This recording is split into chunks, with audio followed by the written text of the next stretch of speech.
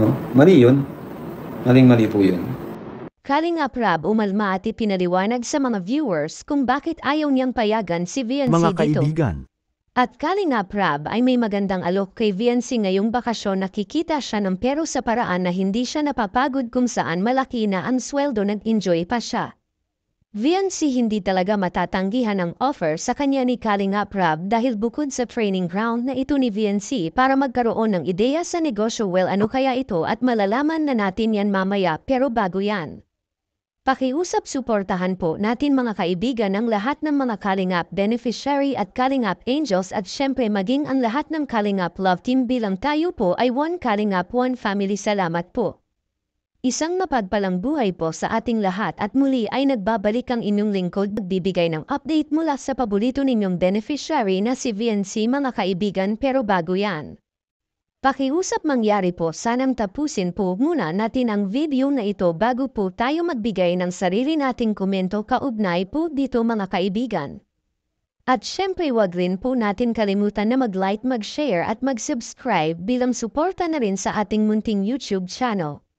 Pero syempre wag rin po natin kalimutan suportahan ang mag-amang matubang na si Kuya Val at Kalingap Rab lalo na sa kanilang mga charity works. Salamat po. Kaya nga basta makinig lang kayo sa akin. Makinig lang kayo sa akin.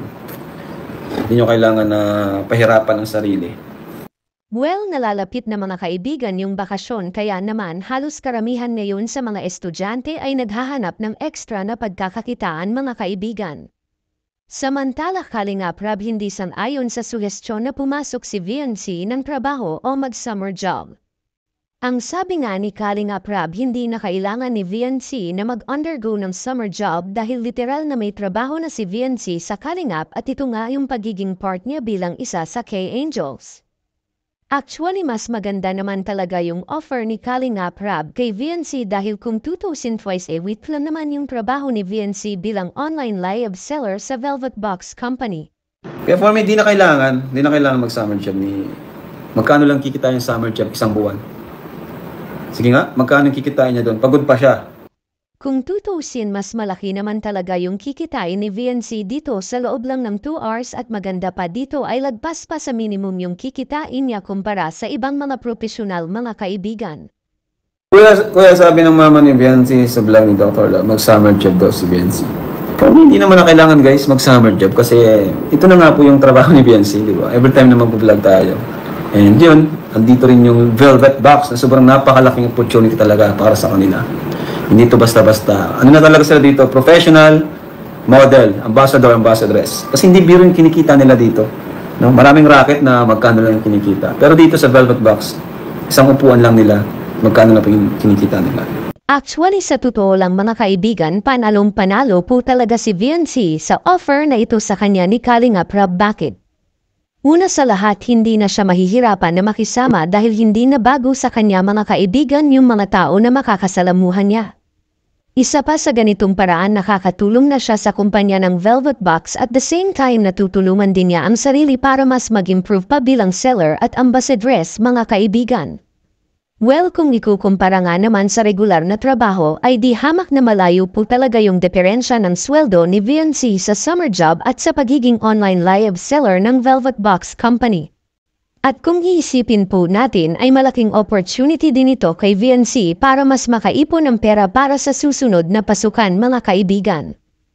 Kaya for me, di na kailangan mag-summer job ni... Magkano lang kikita yung summer job isang buwan? Sige nga, magkano kikitain niya doon? Pagod pa siya. No? Mali yun. Maling-mali po yun. Itong pag-vlog natin ng EDC, somehow, summer job, trabaho na rin niya ito, guys. At yun nga guys, ang nangyari sa EDC guys, no?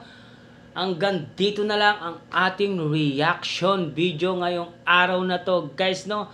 At kung bago ka pa lamang sa aking YouTube channel, please like and subscribe na rin po at pakipindot na rin po ang notification bell button para updated po kayo sa mga ilalabas nating mga reaction video mga kalingap, no?